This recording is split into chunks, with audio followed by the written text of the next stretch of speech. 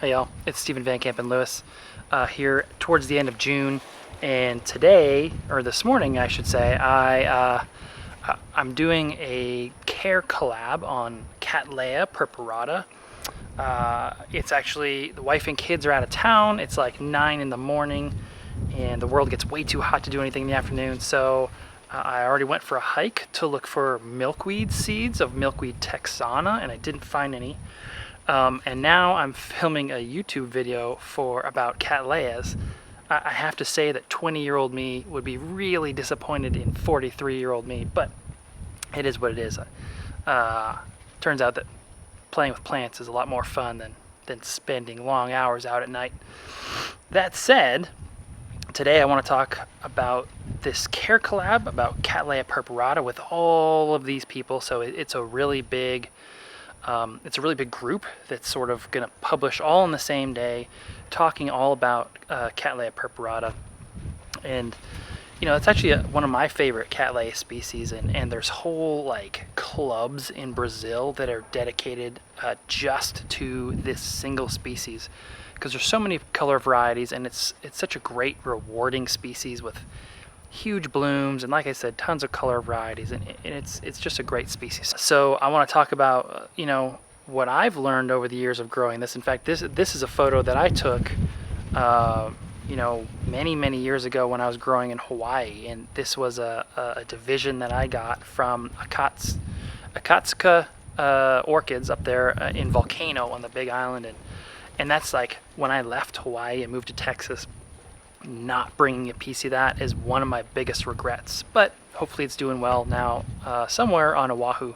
That said, today I want to go over, there's a couple things I want to do. I'm going to talk about general care first, then I'm going to show you a plant that was 2 or 3 years ago I sort of highlighted as like a success story, like if you're growing Cattleyas, this is what your goal is. This is the type of plant that you want in your collection, and this is how to do it. Last year, that success story got root rot, and I saved it, and I made a video about how I saved it, and I want to do an update on that plant and show you how it's doing. You know, spoiler alert, it's doing really well. And then I want to show you a plant that's in bloom, a large plant that I'm going to probably chop up a little bit, and I'll do the cutting and repotting at the end of the video. I feel like I've done a lot of those videos in the past month or two, so if you're kind of getting sick of that, that'll be at the end. And I also want to do one of my deep dives where I do kind of a desktop analysis of where the species lives in Brazil, you know, what part of Brazil it lives in, and then you know, kind of zoom in on Google Earth and look to see what the habitat looks like from space, and then maybe show you some in-situ photos that I find online. And that'll be today's discussion. So there's a lot to cover. Let's get the camera turned around and look at some plants. All right, so I have 4 plants up here today. One of them is in bud, actually in bloom. It's just starting to open. And that is not the one I'm going to cut up. The one right here in front is the one I'm going to cut up, and I actually did a video on this one blooming a couple weeks ago. The success story gone wrong and then gone right again is here, but I'm going to start with this one. So this is a seedling that I got from MaryG Orchids there in Florida. Francisco Miranda brings in tons of purpuratas from Brazil, and if you want the latest and greatest in Brazilian Cattleya purpurata breeding, I really recommend Francisco paying his website a visit and signing up for his list. He'll send out email blasts every now and then when he gets new plants, and this is one that I'm super excited about. If I can grab a photo from his website, I will. It's Oculata by Semi-Alba. And hopefully you can see that there pretty well. The tag is starting to get faded, but the parents of this one are just one of the coolest color varieties that I've ever seen. And so you can see how I grow this. This generally is a species that's both heat tolerant and cold tolerant. It grows pretty far south in Brazil, which I'll show you here in a second, but it can get down to dips close to freezing without a problem, and then it takes our Texas summers without any problems. So it'll go for months on end at 105 degrees and just keep on cranking. As you can see, big fat bulbs on this seedling. It's got a new growth here. I'm actually, now that I kind of look at this a little harder, I'm seeing that these last 3 growths didn't increase in size. So hopefully this new growth down here increases in size, and that may just have been due to moving around a lot last year. You can see some hard water stains on the leaves here, and that's from our hard calcium. I'm hoping to get a rainwater catchment system set up in the next year or so probably. And then you can see that clump of white here is just from the sheath. So water plus hard water plus sheath equals that. You can see the roots are still wet. So it's, like I said, it's about 9 in the morning.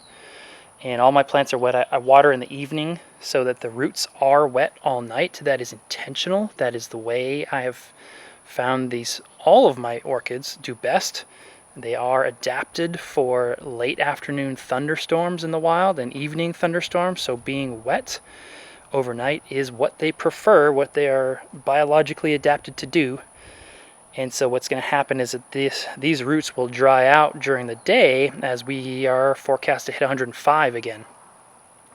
So these plants are fat and happy because of that watering regime.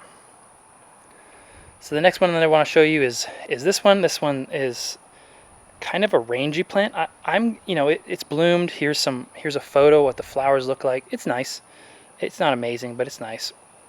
I got this one from MaryG Orchids, and it's, these are the parents. There's a hummingbird coming to visit. It's unexpected. And so this is an intermediate age plant, and you can tell by the sort of, so it's flowering size, but the bulbs are small. They should be much, much larger than this. And they will as they get older and they get sort of stable growing conditions. And so what will happen is this is the one I'm going to cut just to save some space. I'm only going to keep this front lead, and then I'm going to sell this division to someone here in San Antonio. But what you can see, let's just jump straight over to the mature plant. You can see how big the bulbs should be, right? So this plant is still recovering from root rot last year, but you can see how big the bulbs were getting last year or prior to the root rot. And once these fill up again, they'll be much, much larger than, say, these. So you can see how thin, if your Cattleya purpurata bulbs are only getting this big, you can see that this growth here is getting larger. And ultimately what I want to see is every single bulb on there getting to be something like this, where they have these distinctly club-shaped bulbs. Big fat top section here, little skinny section down here, and nice roots. And of course, nice blooms, and these are the spent spikes here. So, to recap, seedling, blooming size plant, but not fully reaching its potential despite how many bulbs there are. Plant that has reached its full potential, got root rot, and has bounced back. And I'll put a link at the end of this to the video showing what I did to save this one. And you can see that they're all growing in the same media. So they're all getting large grade orchiata bark. In clay pots, these are getting 105 degree temperatures in the evening. It's not critical that you do that, but if those are the conditions that you have, you need not worry. You can see where I'm growing now until I get the greenhouse built, but basically this is facing west, so they get nice strong sun from the morning up until about 2 or 3 in the afternoon, and then the shade of that fence sort of blocks that hottest, most brutal part of the day, and everything does really well with that. And those were similar to the conditions that I had before I moved here, when I was still in Dripping Springs, which is just south of Austin, and I was growing under the shade of the oak trees. So I've replicated that here, and the plants are doing well. And actually, this is a plant that kind of shows the three stages. Well, at least the first two stages of young plant here getting larger. And you can see how these bulbs kind of stayed the same size, and then they made a jump here to get larger, and then they got bigger, and then are still getting even bigger yet. Again, this plant's still sort of in that teenager phase. I was really hoping. This is a really cool color variety that I have never seen before. I don't know what the name is. This comes from Cal Orchid, and these are the parents. So one of them is actually an alba. So that really probably didn't contribute any color to this one. But I was really hoping that this would be open by the time I filmed this video. But hey, with the magic of the internet, you can very clearly see what this looks like and see this color variety, because I'll post a picture here once this opens up.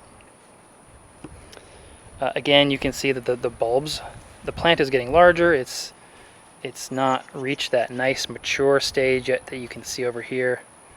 And then of course the bulbs are getting bigger. So I talked about getting bright sun. This species really appreciates a lot of bright sunshine. It does well in heat, it does well in cold. It's going to want to be in free draining media where the water flushes through fairly quickly. I like to water in the evening. I know there's the old mantra that you're supposed to water in the morning so they're dry by evening, but that is actually the reverse of how these species grow in the wild, and therefore you shouldn't do that in your own growing practice, at least in my opinion. Fertilizer, I give these guys a little bit of fertilizer every single watering. Fertilizer type is not important, it's not critical, just don't overdo it.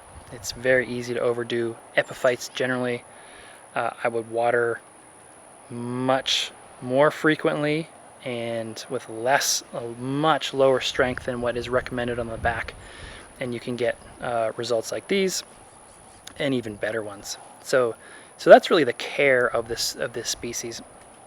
You know, what I want to do now is take a deep dive into the habitat and where the species grows, how it grows, why it grows the way it does. And let's switch over to the desktop. All right, for this next section, what I'm going to do is nothing fancy. I'm just going to take you on some website internet searches so you can try and replicate this on your own. And basically what we're going to do here is start with Orchid Roots, which is one of my favorite websites. And this is one, whenever I'm doing research for an orchid or a hybrid, I'm actually going to start here. And what we'll do is we'll just scroll down and take a look at the sheer number of color varieties for Cattleya purpurata. And so, I'm not going to get too into detail, but you can see there's all kinds of things from rubras to semi-albas to ceruleas. Even though there's different forms of cerulean, different color varieties of cerulean. And you can really see why there are entire shows in Brazil dedicated just to this species. Again, with the sheer number of color varieties. And as we scroll down, we can see that there's some really cool stuff in it at these shows. So this is a Carnea. Carnea is sort of flesh colored, and it's one of the more common varieties actually that you can buy, or I shouldn't say varieties, probably color forms. And these color forms are explicitly described in Brazil, which we'll see here in a second on one of the next web pages that I'm going to go through. But as we scroll down, we can see, and actually you can open this up yourself and see the exact same photos. One of my favorites is a form called Analata, and that's right here, where you have this just sort of ring around the throat or the inside of the flower there, and it's such a cool one. It's actually one that I really want to get. Here's another cool one, another one of those Analatas. And some of these there's like flameas and Roxo Violeta, and I honestly don't even know all of them. Here's a nice alba, big plant. But you can really see why they're it's such a favorite species in Brazil, and why so many people dedicate so many of their collections to this species. And in fact, what I want to do now is jump over to another web page that I really like, and that's actually an incredible sort of series of notes on Orchid Board that a gentleman who lives in Phoenix, Estacion Seca, he at least that's his handle. That's not his real name, but he is part of the Phoenix Orchid Society, and a lot of the time what happens is speakers come to his society. He takes really detailed notes and then posts them here. So this is a post that he did in 2016. I'm not going to go through the whole thing. I really encourage you to look this up yourself, and I'll post a link in the comments so that you can check this out yourself. And he talks quite a bit about, well, actually, so I should say that this was an orchid judge, Amy Chung Jacobson, who lives in California, and she traveled to Phoenix to speak to them. And Amy focuses her collection on purpurata. And this post has detailed care, detailed habitat conditions, discussion of the show, the purpurata show that happens in Joinville there in Brazil. Oh, gosh, I would love to check that out. And here's all the color forms. So not all color forms, but a lot of them. These are the most common color forms that are described. And then, so what you can do is actually kind of check out these color forms, and then maybe go back to that Orchid Roots page and check it out and see if you can kind of match some up, or even match up with the ones that you have in your collection. Amy discussed the plants and the habitat, and growing the species. So I told you how I grow it, but you can see here how Amy grows it in coastal California, outside. Really, it sounds like it's really exposed to the elements, but it's just such a great post, and it's probably the most detailed piece of information that I've seen on this species posted online about all kinds of stuff. So I really encourage you to check it out, and this will give you a pretty good handle on the types of things that this species needs. And again, there's no need for me to go through it all. I think you can do that, and then apply what you read here to your own conditions. And there's also discussion of where to buy this species, at least here in the United States. So, and if you want to know more about where to buy this species in other places, check out some of the other channels who are doing this CareCollab. So the next thing I want to do is jump over to Google Earth, and we can see Brazil here takes up this massive chunk of South America. And then, of course, Cattleya purpurata grows on the southern end of the country. It grows in the states of Rio Grande do Sul, Santa Catarina, the state of Paraná, and then the state of Sao Paulo. And the habitat tends to focus or be clustered mostly close to the shore here. And this is Florianopolis here in Brazil, where you can find a lot of purpurata growers, and in the habitat as well. And you can see that there's actually pretty strong mountainous areas, lots of cliffs where the species grows, but you can also see some of the threats where, not only does purpurata want to grow along the shoreline here up in these mountains, people want to live there too, because it's just a beautiful area. There's going to be lots of hotels, there's lots of people building homes, and the more people move in, of course, the more habitat they have a tendency to remove. But one of the saving graces of this area is that there are significant cliff sides that can kind of preclude development. So, let's take a look at some in-situ photos now that we know where it lives. Again, this is nothing fancy. This is a Google search looking for Laelia purpurata situ, and then we'll just kind of go through some of the photos that people have posted online here on Flickr. And the first couple photos are actually purpurata growing on cliff faces. So, and you can really see how big some of these clumps of plants get. I mean, this is This is gigantic, and this is probably fairly safe from development. You know, they're probably not going to create a giant hotel or even a home on the side of a cliff like this. So these can be some of the pockets where the species persists, even in the face of development. Another thing you can see is, in addition to these growing on rocks or on cliffside, we'll see some epiphytes soon, but you can see those are fairly dappled conditions and lots of light, not blasted by light. You can see some of those roots were extending over across the rocks. But this is a plant that's growing in pretty high light, as you can see by the yellow leaves here, and it's in a pretty exposed location. So that plant is probably going to get pretty bright conditions. But some of the other ones we see are not quite so bright. You can see the leaves are here, and this plant's a little darker, but it's in bloom. Seems to be healthy. This plant looks like it's got pretty strong sunlight, at least at this time of day. It looks like it's either early morning or late afternoon when the sun is not fully high in the sky. But this one looks pretty bright, right? Another thing you'll notice is that this is going to drain fairly quickly.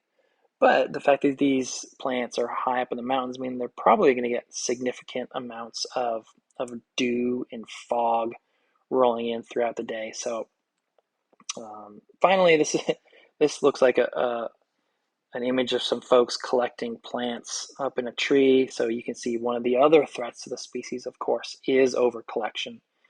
And hopefully the folks in this photo just took a few for their home and then left the majority of the plants where they are.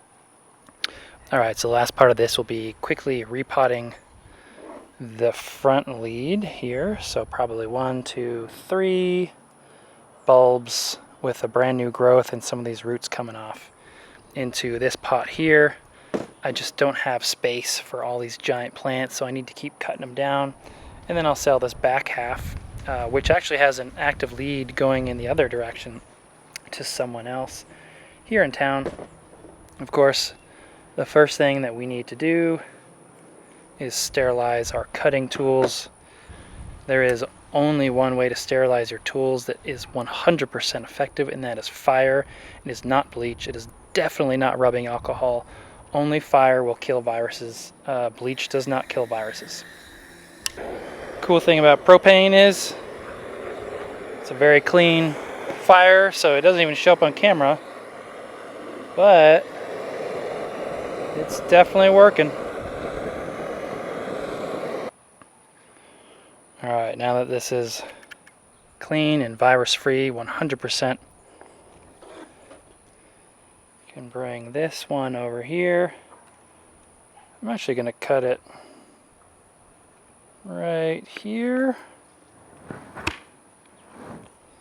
So that'll actually give me 1, 2, 3, 4 bulbs here. And then this new growth down here, which you can kind of see at the tip of my finger.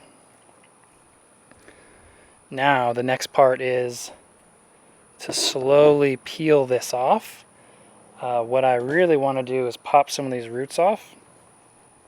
You know what I could do actually is I could get a bunch of wet paper towels and drape them over so that the roots are a little more pliable.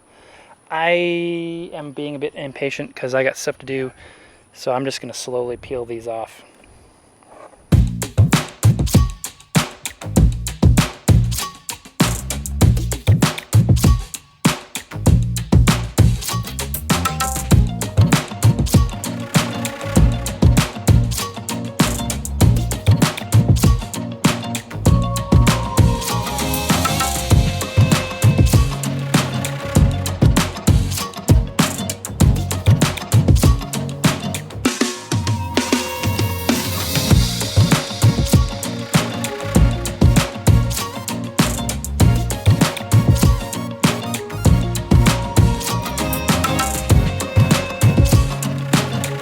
Alright, so mission accomplished.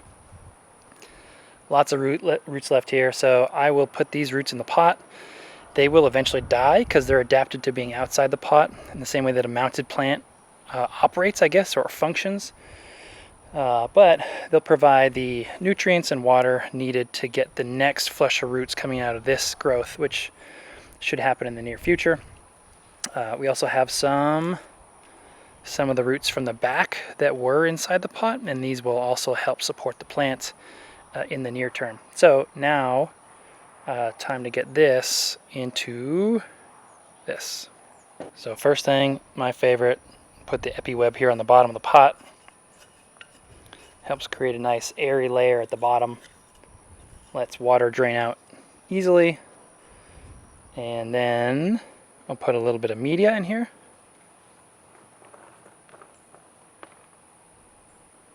And of course the media is my favorite, large grade Orchid bark.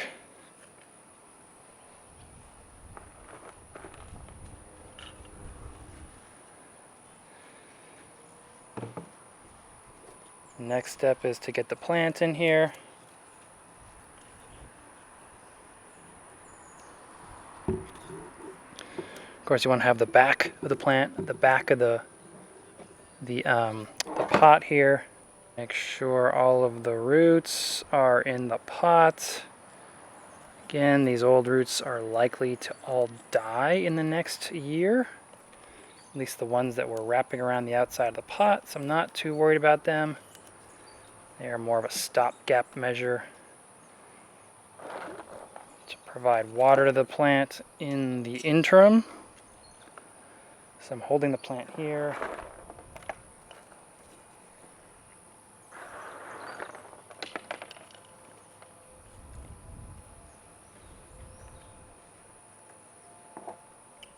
Do want to be cognizant of where that new growth is and not snap it off.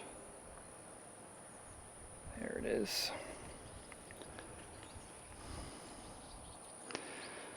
Also don't really want to bury it.